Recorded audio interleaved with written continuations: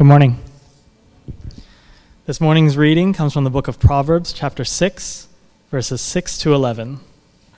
Go to the ant, you sluggard. Consider its ways and be wise. It has no commander, no overseer, no ruler, yet it stores its provisions in summer and gathers its food at harvest. How long will you lie there, you sluggard? When will you get up from your sleep? A little sleep, a little slumber, a little folding of the hands to rest, and poverty will come on you like a thief, and scarcity like an armed man. It's the word of God. All right, good morning, church. So if you're new with us, my name is Ken. I'm one of the pastors here at the church, and you caught us in our summer series, and we're looking at the book of Proverbs. And one of the things we wanted to remind everyone again is if you take up Pastor Ken's toilet Bible reading program, take a proverb with you when you go to the washroom, read a chapter, and you'll get through it in 31 days as we're going through it this month. So just continue to remember, just read a chapter every day so that you can get a feel for this book as we're going through it. But one of the things, again, with this book is that you can't really preach about it systematically. You can't kind of go through a chapter and just pull it all apart and look at it. This book is organized by thought. And so today we're going to look at a thought, and it's going to encompass a few other places in the book of Proverbs. Again, this book is about wisdom. It's about giving us the tools that we need to take all the information that we have out there and to practically apply it to our lives. And so, again, with Google and with everything out there, we are in the information age. You can find information right now at the touch of your finger. But what are you going to do with all of that? And Proverbs is the practical ways in which we're supposed to apply the information so that we can live wisely. And so we started this last week, and we were looking at Proverbs. And again, Proverbs is what we call ancient Twitter. It's really God's tweets for us today because they're really short, a couple verses, a few sentences at a time that really give us really sharp images of how to deal with life and reality. And so today, like last week, we talked about wisdom, and wisdom is the idea of fearing the Lord, and that's the beginning of wisdom, and we looked at that. And at the end, really was God is God, and I am not. And if you were on social media, you would have type that up for us, tweet that out, put it on your Instagram, on your Facebook. God is God and I am not, #wisdom. So today we're going to have another one for you as we go through our message today. So at this point, we're going to look at what we're going to talk about today. And I want you to just kind of keep your finger on chapter 6, which was just read, verses 6 to 11. But we're going to have to bounce around a bit. And so what you can do is you can either follow in your own Bible or you can look at the screen because we're going to go pretty fast to encompass a lot of these things. And again, if you want us to look at the screen, go ahead and do that as well. At the same time, maybe I would advocate if you want to write it down or type it down, type down or write down what those verses are, so you can look at them as you go about your week as well. So back in the 60s, there was this wonderful song that came out, and it was called "It's Been a Hard Day's Night," right? And and all of those of us who loved the Beatles would listen to that song, and it was a hard day at work, and we would think about work and all these things. But at the same time, as time progressed, there would be these other songs. I remember in the 80s, Dolly Parton, "Working 9 to 5." Anyone remember that one? Right? No? Some of you shaking your head? Am I the only redneck in this congregation? So you have these songs about working, and as I tried to think about the progression of these songs, there were a lot of songs in the 60s, 70s, and 80s that talked about work. And then there's this weird transition that in the 90s and the 2000s, there was not a lot of songs about work. The only thing that I could think of most recently is Rihanna. Work, work, work, work, work, work, work, work. And she just says it. I don't even know what she's talking about, even half the time when she says it. That's the only song I can think of, lately. And I think it's because there's been a changing philosophy about work.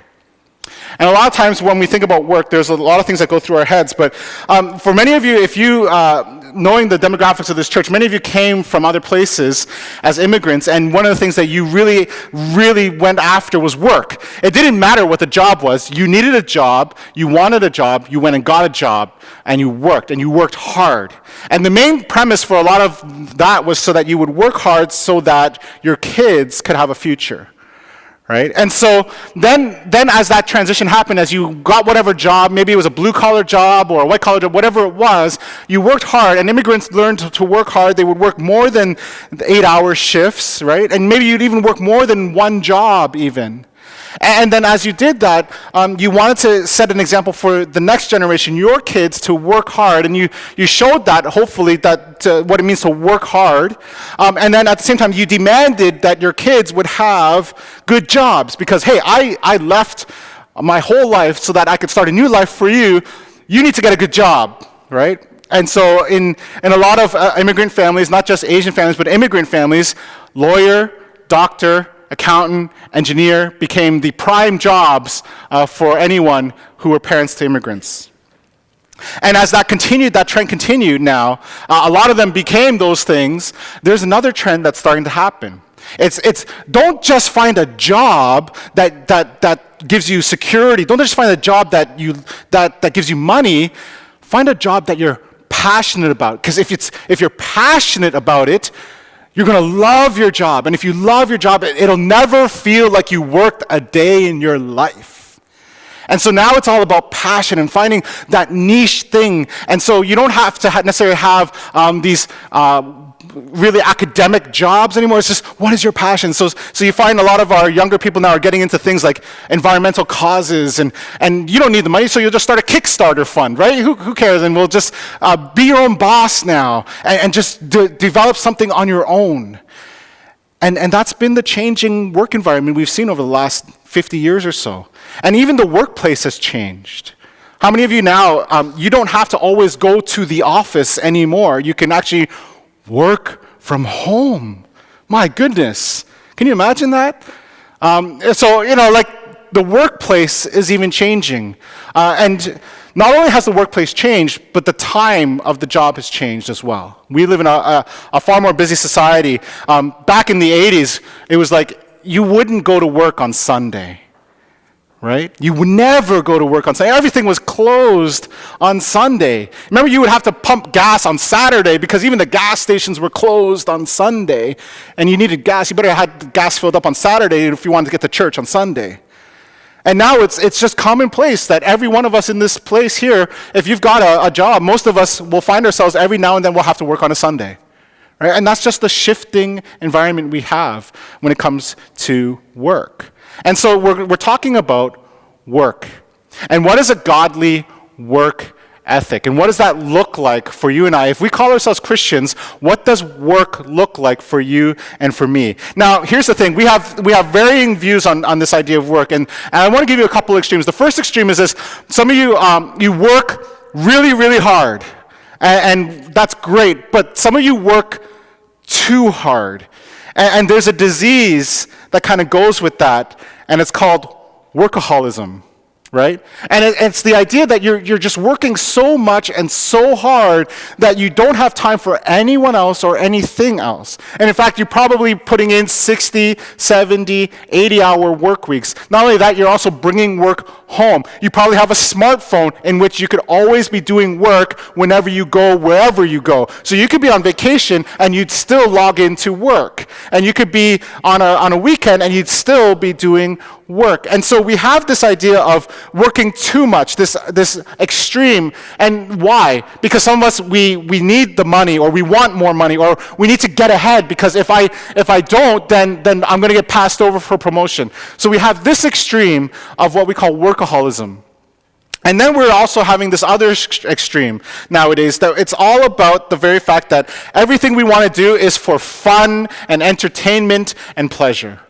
And so we have this other extreme now where people just, why do I want to work 60, 70, 80 hours when I could just go out and have fun, play video games, go travel, and just do those kinds of things. And it's what we call the pleasure-centered work. It's really actually not even work, it's just fun. Right? So why would I want to get a job when I can just have fun? I just want to hang out with people. I just want to go to the coffee shops. I just want to, just do nothing and just have fun. And so you have these two extremes that we're always dealing with. And sometimes on this extreme, you're like, I just get a job so that I can pay to go out to 5-star restaurants. And That's all that job is just so that you can pay to have fun. You can go to escape rooms and go travel. And the only reason why you have a job is so that you can pay for those things. And so we want to look at what God is saying about what it means for us to work. The other thing that happens with us is that work begins to define who we are. And it's our normal human nature and our normal human inclination that when we first meet someone for the very first time, we introduce ourselves like, oh, hi, what's your name? Oh, and my name is so-and-so. And then the second question we always ask is, what do you do? Because somewhere in that, work has defined who we are. And those of you who are nearing retirement or you're in retirement, you've struggled with a redefining of who you are because all of a sudden I'm not this work anymore. I worked how many years of my life, how many hours of my life have I dedicated to work, and all of a sudden it's done. And it's great that I've retired, but now I don't even know what I'm supposed to do with myself because work has defined so much of who we are. And so we have this thing to think about when we talk about work. So what does God view work as? So let's go back to the beginning. In the beginning, when God created everything in Genesis, see, God in the beginning created, God was working. God is a God who works. He does things. And he's a creative God. And so in the beginning, we know that he creates everything. And he works 6 full days to make all of these things happen. And then at one point, he rests and he stops. And so we understand that in the beginning, God created work. God is a God who works. He does work. And so he created and he worked. And then he created man. On day 6, he created man and he said to them, he said to man, go, be fruitful, multiply, and work. He instructs man to work in Genesis chapter 2. And so work is not a bad thing. Work is not a bad word. Work is actually a commandment of God. It's what God intended for all humankind, that we would work. Now, here's what happens is that in Genesis chapter 3, you have the fall of man. Man sins against God, and now we know that work has been tainted. I want to read from Genesis 3. It says this, "Cursed is the ground because of you. Through painful toil you will eat of it all of your days. It will produce thorns and thistles for you, and you will eat the plants of the field. By the sweat of your brow you will eat your food until you return to the ground, since from it you were taken. For dust you are, and dust you will return." So ever since then, work has been tainted with the curse of sin. And so now, work was going to be something you loved, and it was going to be something quite simple and straightforward. And now what we know in Genesis 3 is that you're going to work hard, and you're not going to get a good return. You're going to sweat, you're going to have blood, sweat, and tears, and sometimes it's going to be so hard, and you won't be able to make ends meet. You won't be able to get what you're looking for because work has been tainted. And so we're still going to have this idea of work, and it was there. God chose to ask us to work in the beginning, but now it's been tainted. And so I want to take us through some views of work through the book of Proverbs. So we're going to start here. Proverbs chapter 6, verse 6 to 11. We want to look at this book of Proverbs, and see what God says about work. The first thing is this. Some of us have this idea. It's called lazy. Some of you live this way. Lazy. I will confess my sins. I hate lazy. Like, I hate it with a passion. I know hate's a strong word, but I hate lazy. Like, it drives me crazy when I see lazy. So I'm probably on the other end where I don't mind work. I don't mind hard work. I've always told my kids, I don't care if you get an A minus, B plus, C plus. I just care that you tried your best. You worked hard at it. And if you worked hard and you got a C plus, that's fine. At least I know you put in the effort. At least you're not lazy. You know what I don't like? And any guys IB program? Confess. You know what? When I was doing ministry with youth, IB program, how many of them would say, "Oh, I'm an IB, and it doesn't matter what I get because my mark is already higher than the normal mark, so I don't have to study." And I'm like, really? You're just going to be lazy? How did that work out in university? Right? How does lazy work out in university? It won't work out for you at all, right? So we're going to look at a bit of what is called lazy.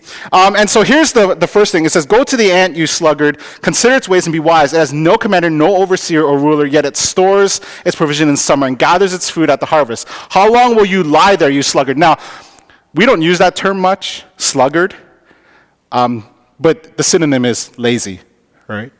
So here, how long will you lie there? And when will you get up from your sleep? A little slumber, a little folding of the hands to rest, and poverty will come on you like a bandit, and scarcity like an armed man.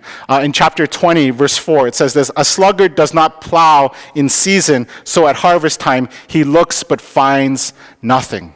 And so what this is warning us about is that if we have an attitude of lazy, we are not going to get anything. Now again, Proverbs, don't forget this, Proverbs is 95% true. It's not 100% guaranteed.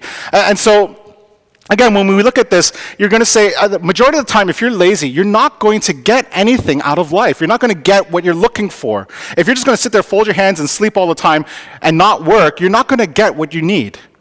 And so for 95% of the time, that's the case. And there are the exceptions to that. And you can look at the book of Ecclesiastes and Job for the exceptions. But we want to just challenge you. Like, what does it mean for us to work? And what does God look at when it comes to work? And he looks at lazy and he says, no, don't do lazy. Don't be lazy. Because lazy is not the way God intended it. Another thing in chapter 10, verses 4 to 5, it says this, lazy hands make a man poor, but diligent hands bring wealth. He who gathers crops in the summer is a wise son, but he who sleeps during harvest is a disgraceful son. You know, if you're lazy, it actually just brings disgrace upon you. Now, here's the thing, it's summertime. How many of you guys feel a little bit lazy in summer, right? You ever have a dog and he just sleeps in the hot spot on the floor because it's just lazy dog days of summer, right? And so, but summer is also this great time to rest and rejuvenate. Yes, I agree. But there's also a time where you're still got to work, right? And so don't forget that there's a time of harvest. And if we're not ready, we just bring disgrace upon ourselves. How many of you guys have ever worked with someone who's lazy? You just worked. Oh, Jordan, why'd you raise your hand, man? I'm just gonna. Enoch's not here. Enoch can't defend him. Enoch, guys.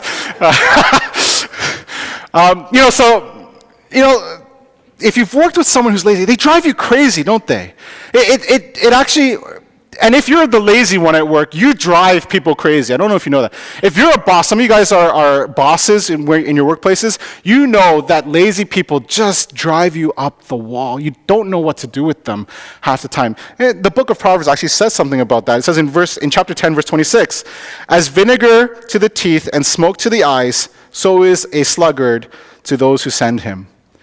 You know, if you're lazy at work, you cause grief to other people. You are as wonderful as vinegar and smoke to the eyes. It hurts. You hurt people when you're lazy at work, right? And so, there's something for us to think about. If we are that, if we are, maybe a heavy procrastinator at work, right?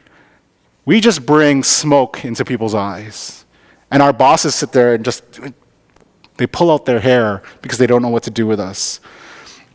Eventually in chapter 24, verses 30 to 34, it says this, laziness leads to ruin. It says, I went past the field of the sluggard, past the vineyard of the man who lacks judgment. Thorns had come up everywhere. The ground was covered with weeds. You ever leave your grass alone for a very long time? You see what develops over time?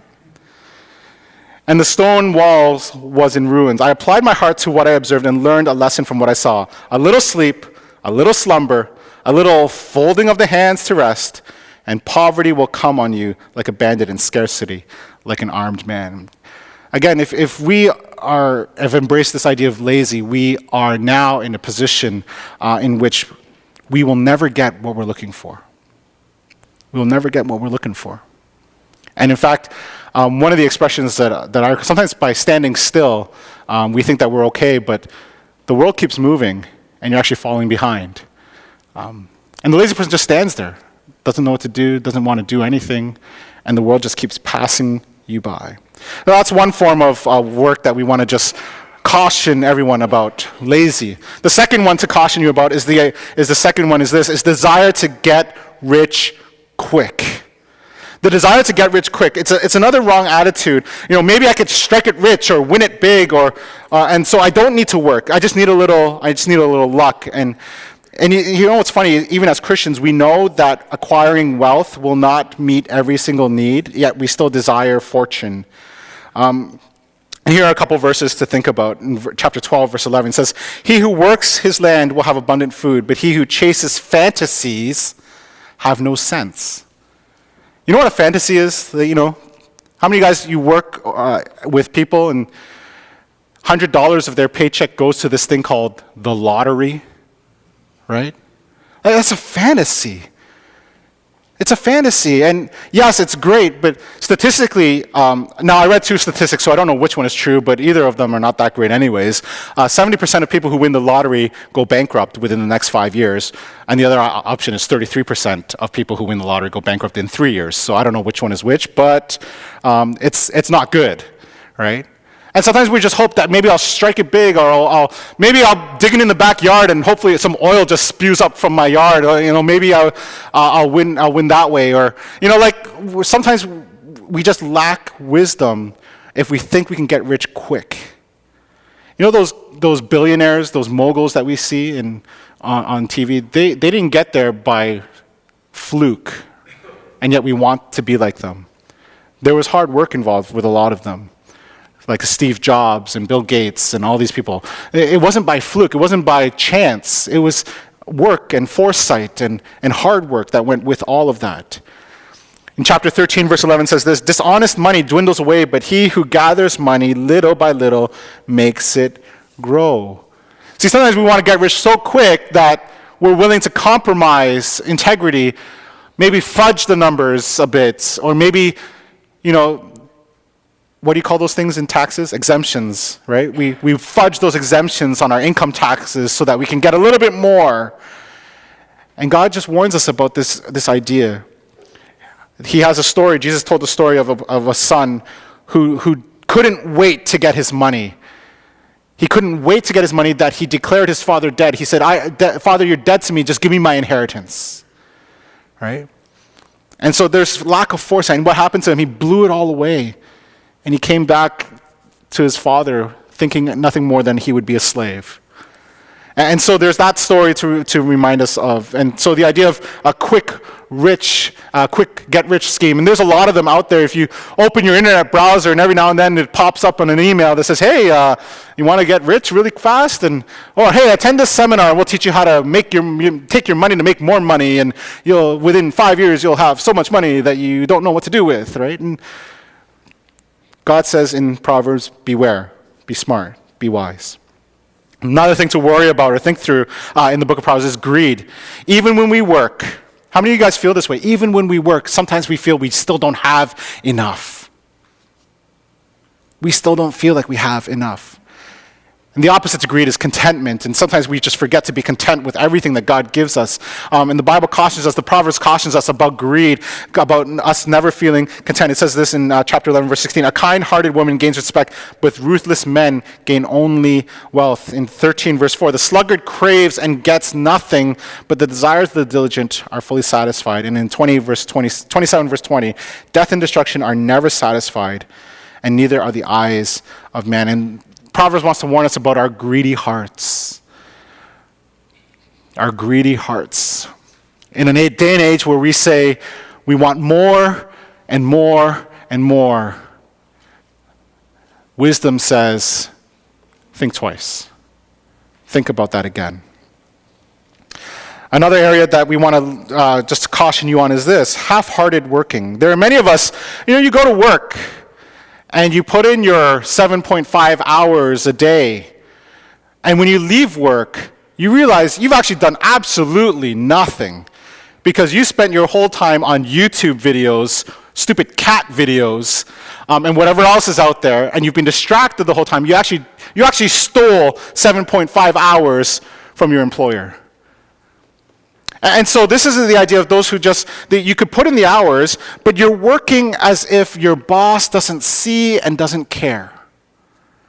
And so the idea of this is that, you can punch in a clock and just go sit somewhere and get paid and then punch out and not do any work at all. And you've gone down that road. How many guys, it's summertime, and so with summertime there's construction season. Right? And we always joke about this, there's one guy in the hole with a shovel digging away, and there's 6 other guys standing around leaning on shovels watching him dig away, right? You ever walk into an office or past a cubicle and people are shopping on Amazon because Amazon Prime Days is coming on Monday and Tuesday and you want to get ready, and so you're starting to make your wish list? Am I the only one? No? So you start making your wish list? Or you're just flipping through the Flip app looking for coupons because you know there's a deal somewhere instead of doing your job? Right? And so there's some of us who are like that, and we have to think about that, that half-hearted working. And in chapter 18, verse 9, it says, one who is slack in his work is brother to one who destroys. Once again, this ungodly work ethic, this half-hearted working. The last one to be aware of is this. In chapter 22, verse 13, it says this. The sluggard says, there's a lion outside, or I'll be murdered in the streets. Next one. Henry, are you working back there? Thanks. And in chapter 26, verse 13, the sluggard says also this. There's a lion in the road, a fierce lion roaming the streets. So what is the lazy person who goes out there and I can't go to work, something might get me. I can't go outside, something's going to attack me, I'm going to die out there. And what that is just sometimes we just make really poor excuses for not working. We just make really poor excuses for not working. And so we have all these negative attitudes that God just hones in and says, hey, just think about this. And here's the thing, you all know someone who is like this in your workplace or in your school, or you yourself are like this. And God says, wake up. Now here's God's tweet on this. God is God. I'm the boss. Hashtag work wisdom. Because the reality is, God is God. He's your real boss. Work wisdom. And the challenge is always to work as if God is your boss. Now, as pastors, we have that fun moment where we get to say, yeah, God is our actual boss, like really at the end of the day. But don't forget, as an accountant or as a student, as a retail worker or as an engineer, God is still your boss. And as you represent him in those workplaces, you show by your work ethic what a Christian really works like. And if we fail at that, if we show a poor work ethic, we show a poor example of Christian witness in those workplaces as well. But also on the other extreme, if we show workaholism, we also show a poor example of godly work ethic as well. So something for us to think about as you go about your work. And students, what does it mean for you to study hard, work hard at school? For those of us in retail, to treat people who come to us in those transactions with dignity and respect. As you deal with your work colleagues, or as you deal with your boss, or if you are a boss and you deal with your employees. God is your ultimate boss. How you work demonstrates whether or not he truly, truly is. And if you're retired and you're wondering, what am I supposed to do? Right? Again, wisdom just calls out to us to always say this one thing: Jesus, what do you want me to do?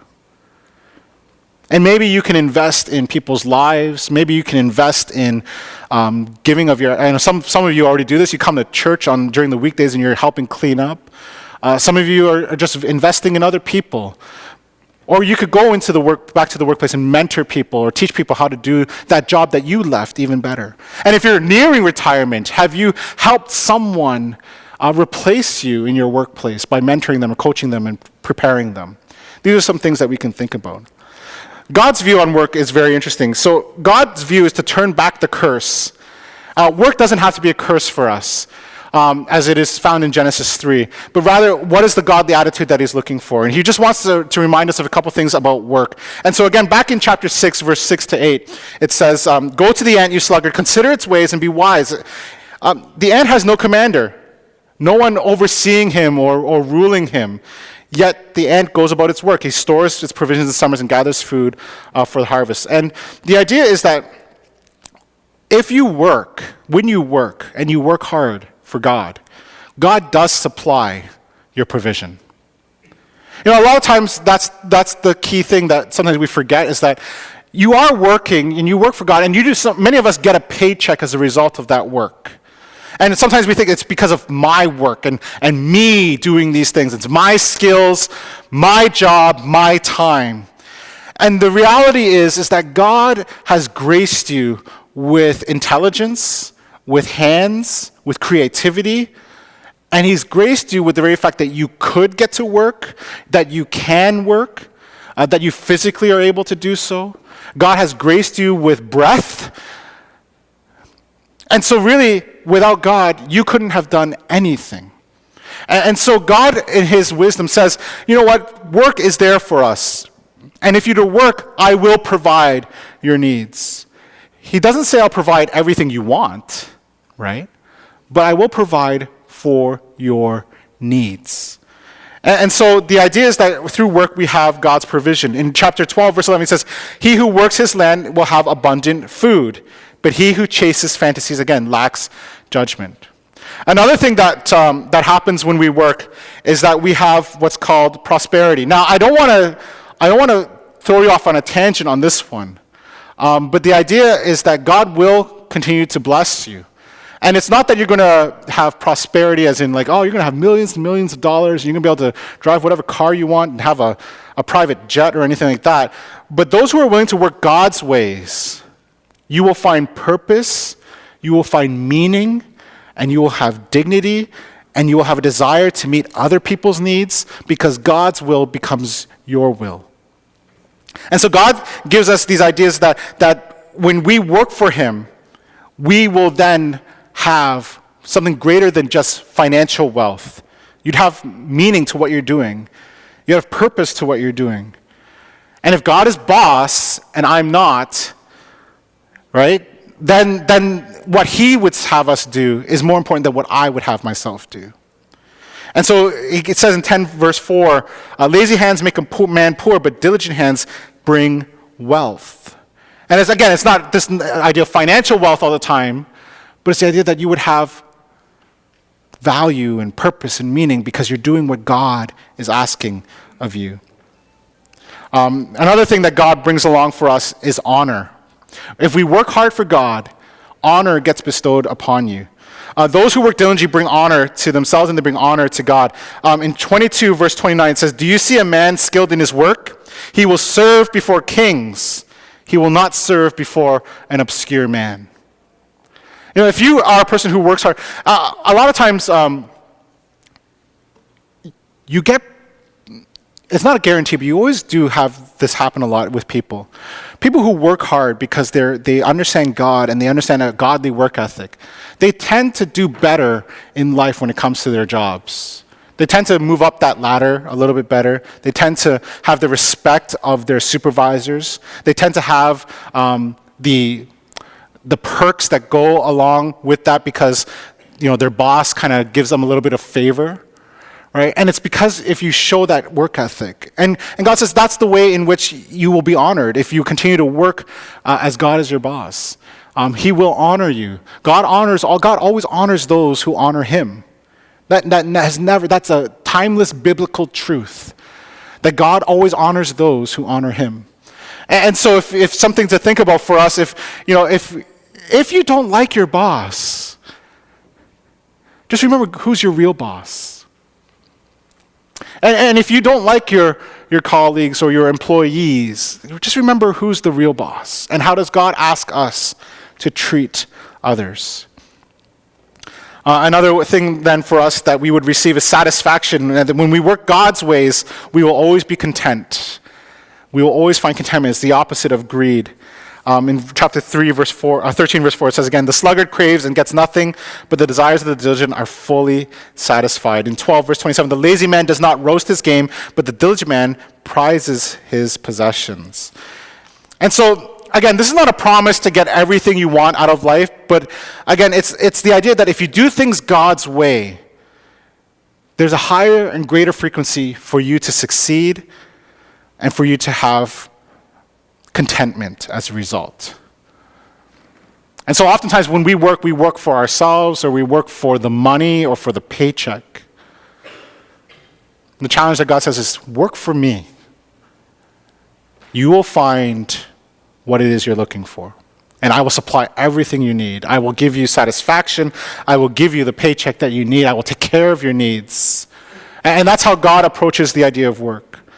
I want to end with this. Worship, you can come on back up as well as we end with this. There's this wonderful, I love this passage in Colossians in chapter 3, verse 23. It says this, whatever you do, work at it with all your heart, as working for the Lord, not for human masters. That's a wonderful passage. It's one that you could put to memory. Whatever you do, work at it with all your heart as working for the Lord, not for human masters. So, when you're in grade 8 and you're studying, and in grade 10 when you have exams, and in grade 9 when you have EQAO, study with all your heart as if you're studying for the Lord. And when you go to work tomorrow, work at it with all your heart as if you're working for God. And if you go on vacation tomorrow, vacation with all your heart as if you're vacationing for the Lord. That's also true. Like, rest and rest well. Sleep like a baby when it's time to sleep like a baby. I don't know if you remember when Jordan first came, we would talk a bit about what's the expectations at church, and it's always hard as a pastor. Like, what is there a punch clock? Are we 9 to 5 or not? Like, what does that look like? Right? And with Pastor Jenya and with Sonia and with Enoch, we've always just had this one thing: just work hard because you're working for God. At the end of the day, if you cheat God, you're cheating God. You could cheat everyone else here. No one else would know. Everyone always asks, what do pastors do? We only work on Sunday, right? Like, what do we do? Right? If you cheat God, you cheat God. Think about that. And if you go to work and you cheat your boss, you cheat God. And if you cheat yourself, you cheat God. But if you work for God, work hard for God. Give it everything. Because what does he deserve? He deserves our absolute best. So you be the best barista at Starbucks. You be the best retailer at Shoppers Drug Mart. You be the best stay-at-home mom you could ever be. You be the best engineer in your office place. You be the best nurse in your hospital. You be the best doctor in your office. You be the best student in your school. Give it your best. Give it your all. Work hard with all of your heart as if working for the Lord. Let's pray. God, we thank you for your wisdom. Remind us again that God is God and he is boss. And so may we go about our daily lives with a godly work ethic. Guard us from the extreme of workaholism. Guard us from that extreme where we don't trust you because we feel that we have to work so much, so hard just for our own selves. Guard us from that, God. And guard us from the other extreme of laziness and pleasure-seeking only. But Lord, continue to give to us a understanding of what it means to work for you, to give to you our best. We don't have to be the best, but Lord, that you would receive from us the best. And so God, would you continue to convict us if there are moments in our lives where we need to change our work ethic? May you convict us of that today, whether we're working too hard and too much or whether we're not working hard enough.